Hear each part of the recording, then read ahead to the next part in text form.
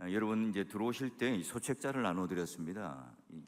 아마 코스모스인 것 같아요. 이제 소책자 나눠드렸는데 이번 한 주간 제목이 뭐죠? 주제가 가까이 하라입니다. 가까이 하라. 뭘 가까이 할까? 여러분 이제 한번 궁금증과 호기심을 가지고 한 주를 새벽기도 가운데 참여해 보시길 바라고요. 그리고 한절이기 때문에 여러분 필사도 한번 해보시고 또 여러분 자녀들, 여러분 또 부모들, 여러분 아는 지인들에게도 한 절씩 여러분 카톡이라든지 문자로 또 받은 은혜 성경 구절을 또 보내어드리면 굉장히 중요한 이 선물을 나누어주는 또 한 주가 될 겁니다. 여러분 혹시 이제 옛날에 먹을 가까이 하면 거머진다는 이 금묵자학이라는 말을 아시잖아요. 좋은 환경과 좋은 사람들과 함께하면 어때요? 선한 영향력을 받아요. 그런데 늘 원망과 불평과 부정적인 마음과 생각과 말을 하는 사람과 가까이 하면 나도 모르게요, 이 부정적인 그 영향을 받게 됩니다. 변하게 돼요. 여러분 한번 손에다가요 향수를 꼭 쥐고 있다가 냄새를 한번 맡아보세요. 그리고 이 오른손에는 썩은 생선을 손에 꼭 쥐고 있다가 한번 나중에 한번 냄새를 맡아보세요. 여러분 그 정답은 여러분이 잘 알 겁니다. 여러분 좋은 친구를 가까이 하면요 좋은 우정을 만들 수 있겠지요. 게다가 책을 가까이 하면 이 나에게 그런 이 지식, 많은 지식이 쌓일 겁니다. 부모님을 가까이 하면 할수록 효녀 소리를 들을 거고요. 좋은 선생님을 가까이 하면 내가 또 훌륭한 인격과 함께 지식을 쌓을 거예요. 바른 목사를 만나고 좋은 목사를 만나게 되면 내 신앙의 인격도 훌륭하게 자라게 되겠죠. 자, 그러면 제가 질문하죠. 신자는 누구랑 가까이 할 때 가장 복된 인생이 될까요? 여러분 정답을 잘 아실 겁니다. 근데 여러분 우리는 그 정답을 알지만 돈이 나에게 가까이 있을 때 행복하다고 생각해요. 근데 여러분 돈이 가까이 있고 풍부하게 있다, 근데 결코 우리 마음속에 복이 되던가요? 그 돈 때문에 부자지간의 관계가 깨어지고 형제지간의 그 우애가 깨어지는 거를 너무너무 많이 봤거든요. 와, 내가 이 높은 지위에 오르면 복이 되고 가까이 하면 정치, 권력, 힘에 가까이 하면 내가 복이 될 거야. 이걸 여러분 평생 목표를 두고 사람들과 인맥과 관계를 쌓아요. 그래요. 그 자리에 오르면 사람들이 와 하고 몰려와요. 그런데 그 자리에서 물러나고 잃잖아요. 사람들이 다 떠나가요. 여러분 돈과 이 지위 때문에 우리가 복이 되고 평안을 얻는다? 일시적이죠. 근데 여러분 이 세상은 이처럼 완전한 복을, 완전한 평안을 우리에게 선사하지 않습니다. 만족이 되지 않죠. 모든 건 다 부작용을 낳아요. 신자는 어떤 사람이에요? 세상이 주는 이런 일시적인 이 복을 내가 쥐고 가까이 하고, 야, 나 이 복된 사람이야, 나는 내 인생에 만족을 누리는 사람이야, 이렇게 생각하지 않아요. 누가요? 하나님이 주시는 그 복을 우리는 받고 누리며 사는 사람들이죠. 여러분 하나님이 주시는 이 복을 마음껏 누리며 살았던 인물 중 하나가 누굽니까? 다윗이에요. 자, 다윗은 그러면 우리 인생 가운데 우리처럼 전혀 고난도 없고 환난도 없고 그 인생 가운데는 늘 언제나 꽃길이 열리고 고속도로와 같은 길이었나요? 그렇지 않잖아요. 다윗도요 그 인생에 정말 헌신을 다해 전쟁에 승리하고 그 왕을 위해 섬겼지만 그 장인으로부터 쫓겨남을 당하고 또 늘 죽음, 생명의 위협을 느끼고 살아갔고, 또 자기 신하들로부터, 가신들로부터도 배신당하고 심지어 아들로부터도요 버림을 당합니다. 게다가 바세바와 나온 첫째 아들도 죽잖아요. 그가 그 인생에 겪었던 슬픔과 환난, 우리가 지금 겪고 있는, 우리가 지금 당하고 있는 이 삶의 어려움과 환난을, 모든 것들을 다 형형색깔 만고풍상의 이 세월을 견뎌온 사람이 다윗이에요. 자, 그럼에도 불구하고 아무리 그런 어려운 역량과 어려운 환경 속에 있더라도 그는 오뚜기처럼 일어나요. 정말 끝난 것 같아요. 이제는 모든 것들이 다 끝나고 이제 그는 완전히 망하고 실패자인 것처럼 느껴지는데 그는 다시 또 오뚜기처럼 일어나고 전화위복이 되어서 더 잘 되는 것을 봅니다. 자, 그렇다면 그 다윗이 그렇게 그 인생이 더 잘 되는 비결이 뭐냐는 거예요. 다윗의 가장 큰 인생의 복이 과연 뭐냐는 거죠. 자, 저를 한번 따라해 보실까요? 하나님께 가까이 하는 것이 내게 복이라. 시작. 하나님께 가까이 함이 내게 복이라. 여러분, 이 복을 받고 싶지 않으세요? 하나님을 가까이 하는 게 왜 내 복이 될까요? 여러분, 찬송가 1장 그 성령이 어떤 노래입니까? 만복의 근원 하나님, 온 백성 찬송 드리고 저 천사여 찬송하세. 찬송 성부 성자 성령. 예, 하나님께서, 이 삼위 하나님께서 그분이 뭐예요? 만복의 근원이시에요. 자, 그러니 오늘 우리에게 진정한 복을 주시는 그분은 누구란 말이죠? 모든 복의 근원은 어디로부터 흘러나오죠? 모든 인생에 있어서 이 복의 근원지는 과연 어디냐 고백하는 거예요. 찬송가 1장에 어떻게 고백합니까? 바로 만복의 근원 삼위 하나님이라고 고백하잖아요. 창조하신 하나님, 창조하신 것으로 내버려 두지 않고 지금도 여전히 섭리의 손길로 보존 통치하셔서 지금 우리 인생 가운데 모든 일거수일투족을 그리고 동행하시고 또한 인도하여 주시는 그 하나님, 그러니 그분은 이 세상에 있는 이방 종교의 신처럼 뭔가를 갖다 바쳐야 반응하는 분도 아니시고 졸거나 주무시는 분도 아니시잖아요. 그런 하나님을 가까이 하는 게 복이 된다는 게 너무나 당연한 일 아닙니까? 그래요. 오늘 하나님과 좋은 관계를 맺게 되면, 하나님과 가까이 하게 되면 어떻습니까? 하나님 안에 있는 이 숨겨진 복들이 다 뭐예요? 나에게 전해지잖아요.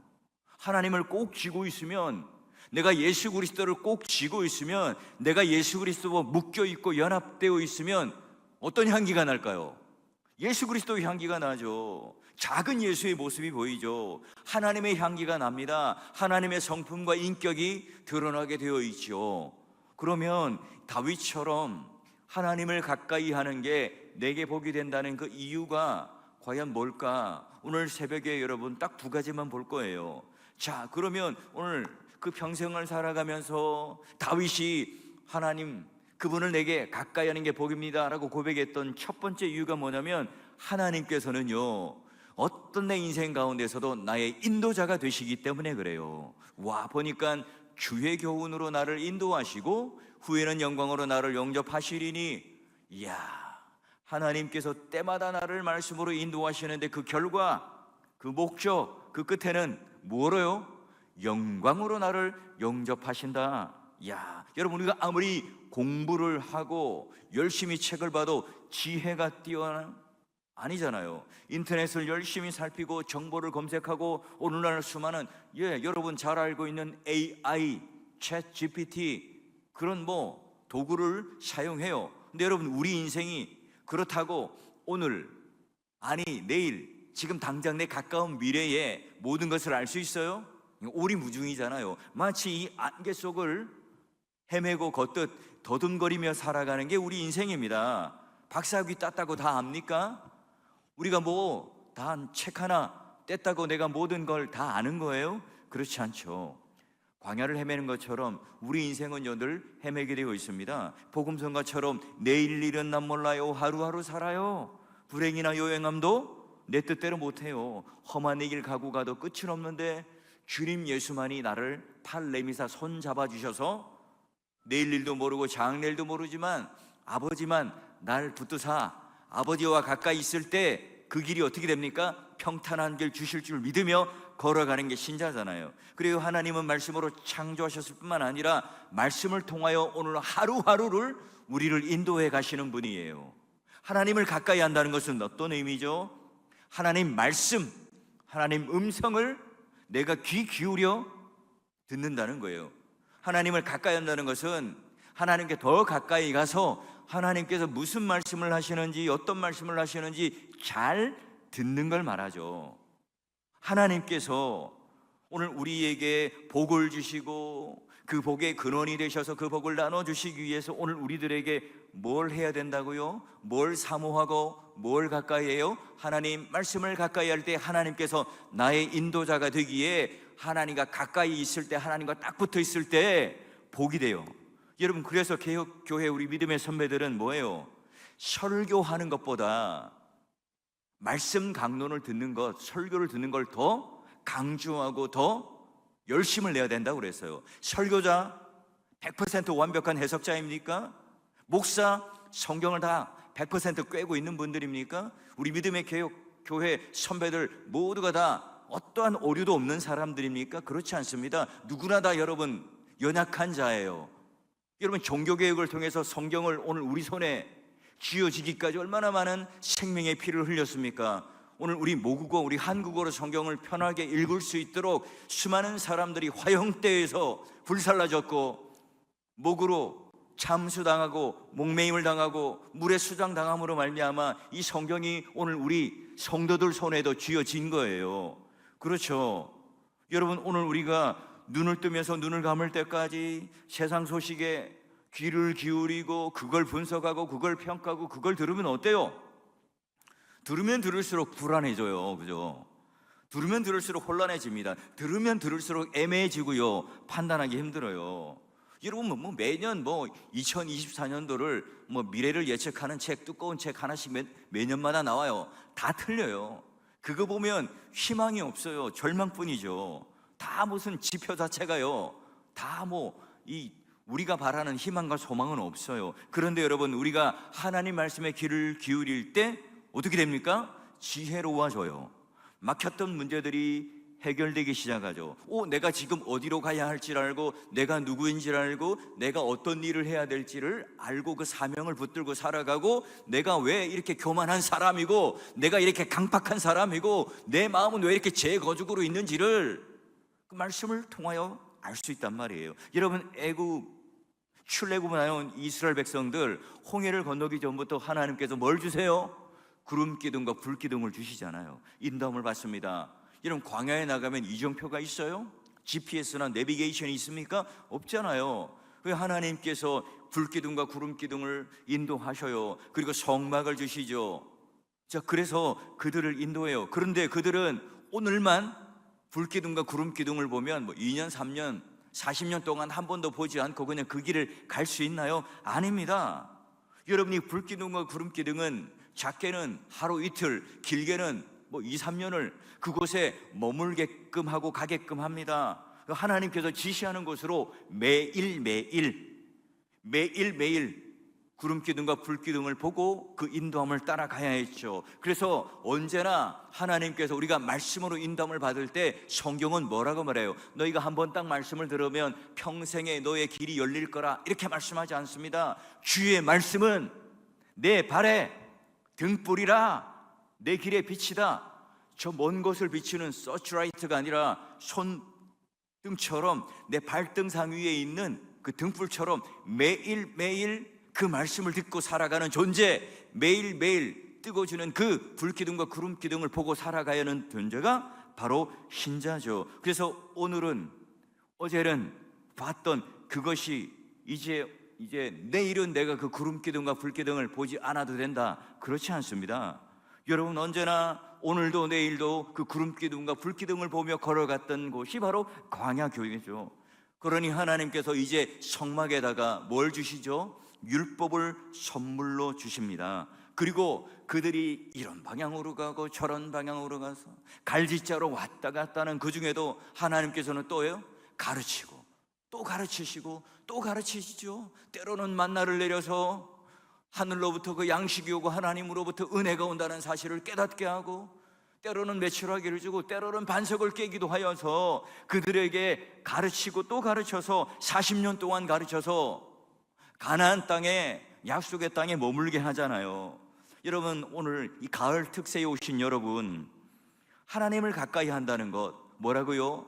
오늘 하나님 말씀을 가까이 하실 때 하나님 말씀을 어떻게 해요? 매일매일 듣고 따르고 순종함으로 말미암아 그 마지막에 그 영광으로, 그 임재로 하나님께서 놀라운 상급으로 우리를 끝에 맞이하여 주신다.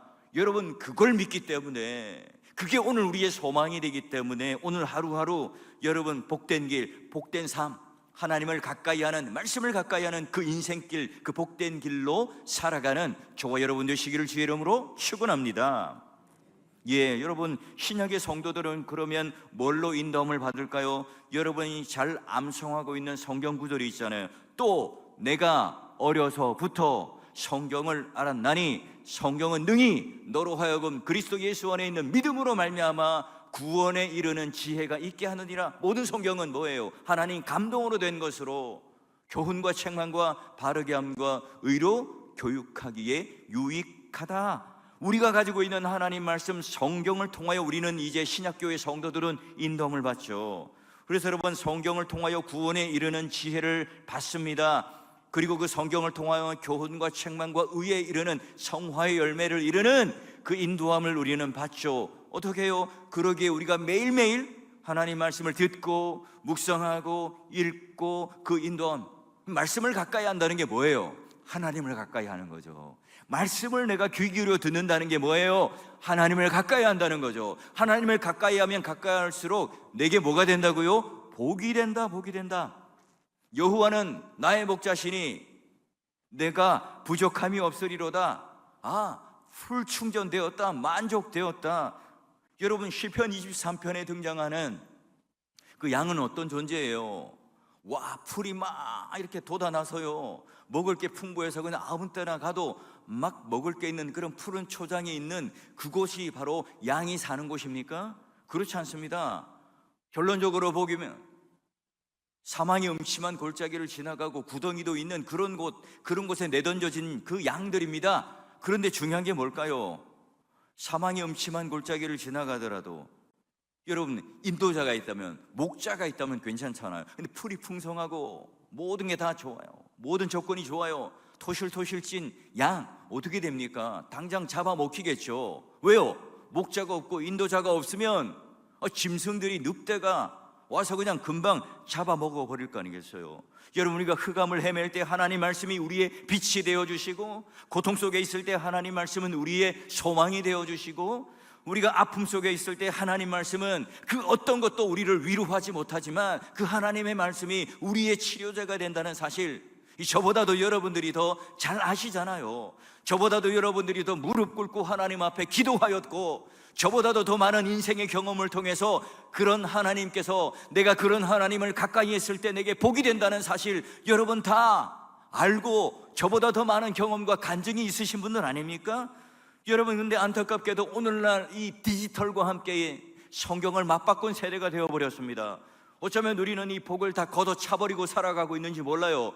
예전보다 더 좋은 이태리 가죽으로 된 그런 성경책을 가지고 있잖아요. 금박으로 입혀지고 튼튼한 성경, 활자도 커서요 가독성도 좋고 읽기도 얼마나 좋습니까? 그럼에도 불구하고 성경을 묵상하고 말씀을 가까이 하는 이것들이 점점 그 시간들이 줄어들고 있어요.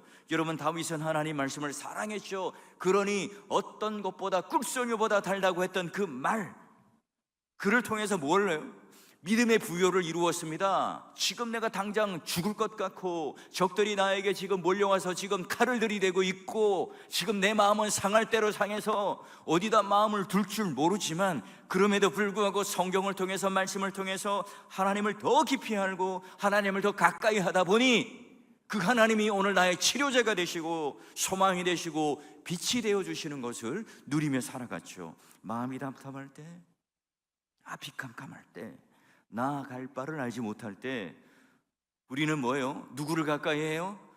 세상의 점쟁이 집을 찾아가고, 세상에 똑똑하다는 현자를 찾아가고, 세상에 권력 있는 자를 찾아가지 않습니다. 우리는 누구를 가까이 합니까? 하나님을 가까이 하지요. 그래서 우리는 그 하나님 말씀을 통해서 우리의 생명의 길로 인도해 주시는 그 은혜를 누리며 그 복된 인생을 살아가는 믿음의 부자가 되시고 그런 지혜로운 성도가 되시기를 주의 이름으로 축원합니다. 다윗처럼 우리가 그러면 가까이 할 때 두 번째 복이 되는 이유가 뭔가? 다윗은 이렇게 말을 하고 있어요. 하나님은요 나의 마음의 반석에 피난처가 됩니다. 보세요. 내 육체와 마음은 쇠약하나, 다윗도 똑같이 우리랑 내려 한번 보십시오. 하나님은 어디의 반석이에요? 내 마음의 반석이요 영원한 분깃 승리의 깃발이라, 이렇게 말하고 있습니다. 기가 막힌 표현 아닙니까? 다윗도 여러분 우리와 같이 인생의 풀과 꽃처럼 시들고 연약한 쇠약한 그런 모습과 흔들리는 때가 있었어요. 다윗도 로봇이나 기계가 아니잖아요. 근데 하나님께서 뭐예요? 내 마음에 반석이 된다 그래요. 실제로 내가 발로 밟고 손으로 만져보고 누르는 게 아니라 내 마음에 반석이 되시는 하나님이라고 지금 고백하고 있어요. 이게 여러분 오늘 우리에게 얼마나 평화와 위로와 소망이 됩니까? 제가 오늘 말씀을 묵상하면서 눈에 띄는 거예요. 여러분, 우리가 마음이 든든하고 마음이 평안하고 마음이 여러분 담대하면 뭐든지 할 수 있잖아요. 여러분, 이것보다 더 큰 복이 있습니까? 내가 튼튼하다고 생각하는 그 반석 위에 우리가 집을 짓고 살아가지만 지진이 나면, 흔들리면 우리 모든 삶이 다 흔들려 버려요.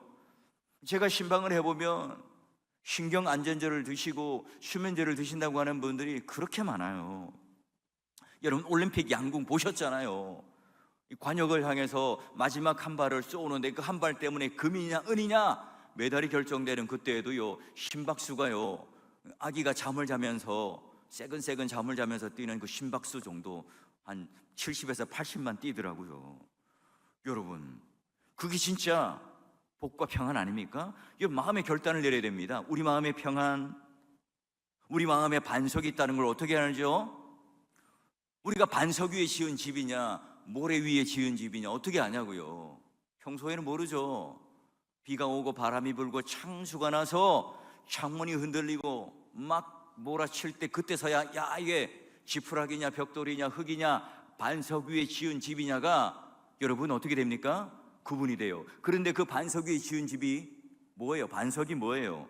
예, 여러분, 고린도전서 10장 4절에 보니까 우리가 다 같은 신령한 음료를 마셨는데 신령한 반석으로부터 마셨고 그 반석은 곧 그리스도시라. 광야 교회에 있어서 그들이 반석으로 물을 마셨던 그 경험을 지금 바울이 예를 들잖아요.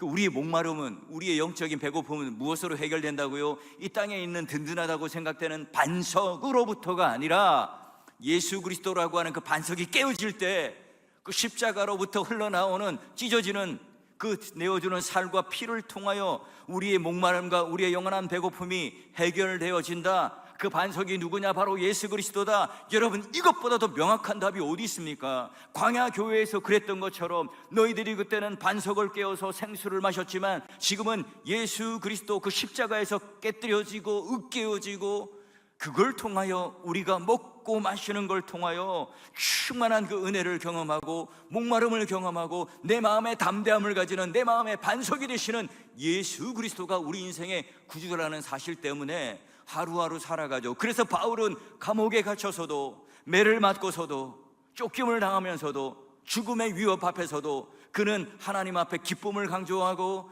평안을 누리며 찬송과 시와 노래를 통하여 살아갔던 존재 아닙니까? 그래요. 세상에 계곡에 수없이 널려있는 그런 물이 아니에요. 우리가 그냥 지나가며 살 수 있는 편의점에서 돈을 주고 사는 그런 생수도 아닙니다. 여러분, 돈을 주면, 건강을 주면, 물질과 명예를 주면 다 될 것 같았지만 아니잖아요. 모세가 이 인생 가운데, 광야 가운데 찾은 이 물은 뭐예요? 반석 위에서 쏟아나오는 이 생수는 바로 먼 미래의 예수 그리스도를 예표했잖아요. 여러분, 우리 주체 중에도 돈 때문에 고민하고 아파하는 분도 있고요, 수많은 상처와 얼룩진 그런 문제들 때문에 아픔이 있는 분도 있고요, 남편과 아내의 문제, 자녀의 문제를 안고 그리고 잠 못 이루는 밤을 지내는 분들이 많이 있어요. 차에 여러분 백미러에 보면 이런 글씨가 있더군요. 사문, 거울에 보이는 것보다 가까이 있을 수 있음, 이 문구가 적혀 있어요. 예전에는 예사로 봤거든요. 근데 여러분, 하나님은 우리 생각보다 우리 곁에 더 가까이 있다는, 멀리 계시지 않다는 그 사실이에요. 하나님이 가까이 있습니다. 하나님을 가까이 하는 것이 복이고요, 하나님을 가까이 할 때 범사가 잘 돼요. 하나님을 가까이 할 때 우리의 무거운 짐이 벗겨지고, 하나님을 가까이 할 때 우리는 승리를 경험할 수 있고, 하나님을 가까이 할 때 평안을 찾고, 하나님을 가까이 할 때 기쁨과 염려가 해결되고요, 질병이 떠나가고 내 마음에 반석이 생겨서 흔들리지 않는 그 믿음을 가지고 견고하게 합니다. 어떤 분들은 어떤 질병과 이런 어려움이 찾아오면 모든 것을 내려놔요. 어떤 분들은 와, 교회 일을 저렇게 해도 되나? 저렇게 그렇게 헌신하고 저렇게 와, 저렇게 열심히 할 수 있나? 할 정도로 오히려 교회 일에도 헌신하고 열심히 하는 분도 계시더라고요. 여러분, 우리의 인격과 성품은요, 하나님 말씀을 담아내고 우리의 모든 삶도 이 하나님 말씀이 정말 복 있는 사람을 드러내기를 절실히 요구하는 이 세대에 우리는 살아가고 있습니다. 그래요. 누구를요? 우리 오늘 첫날 하나님을 가까이 하는 것이 내게 복이라. 여러분, 이거 하나 머릿속에 꼭 넣어 놓으시고, 왜 그러냐? 하나님이 우리를 인도하시는 그분이고, 그리고 하나님은 내 마음에 반석되시는 그분이니 내 마음이 담대하구나, 평안하구나. 그래서 여러분, 한 주간 이제 첫날 오신 분들 절대 결석하지 마시고 가까이 하라는 이 주제 6가지를 꼭 여러분 올 가을에 선물로 받아 가셔서 광야 같은 그 인생 가운데 여러분의 인도자요 마음에 반석되시는 그분을 꼭 붙들고 여러분 영광이 되고 나의 분깃이 되시는 그 하나님과 함께 그 놀라운 은혜가 여러분 마음속에 충만하며, 그리고 이 후반기 그런 영적으로 재충전된 그런 마음으로 사역이 시작되고 여러분의 신앙생활이 첫걸음이 시작될 수 있기를 주의 이름으로 축원합니다.